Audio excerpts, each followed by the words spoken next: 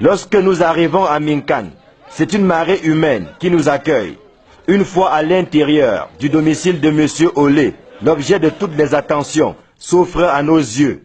Derrière cette fenêtre, on peut apercevoir sur le mur attenant une image.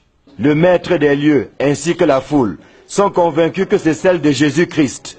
Il est apparu dans cette maison mardi 15 avril. Je n'ai plus la voix parce qu'on a chanté toute la nuit.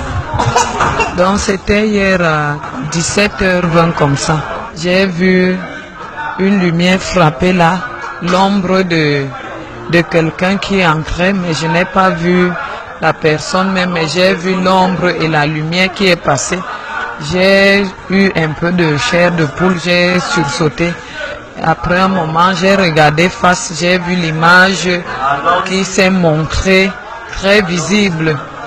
Et quand j'ai vu l'image, je n'ai pas d'abord cru. C'est après donc j'ai appelé mon petit neveu qui habite ici. Et je lui ai demandé s'il voyait quelque chose tout droit devant lui. Il m'a dit qu'il voyait Jésus. Je lui pose encore la question, que tu es sûr que c'est Jésus? Il me dit oui, c'est Jésus. Je me mets donc à genoux, je commence à prier. Je dis à Jésus que si tu es réellement là, puisque je dois dire que j'ai vu ta face, mais je ne peux pas dire sans preuve. Permets donc qu'on te filme à travers ce téléphone pour qu'on puisse garder l'image et montrer que tu es réellement là. On a pris le téléphone, on a filmé, on a commencé à filmer, les images apparaissaient claires. Depuis mardi soir, le domicile Olé ne désemplit plus. C'est par centaines que les gens se succèdent.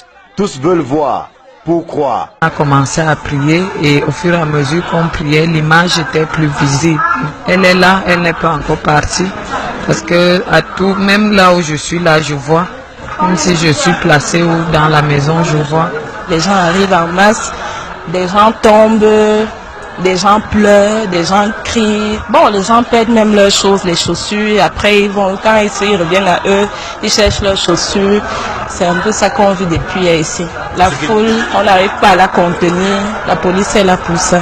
Ça se bouscule au portail de cette résidence où chacun veut voir de ses propres yeux ce qui jusqu'ici est allé de bouche à oreille.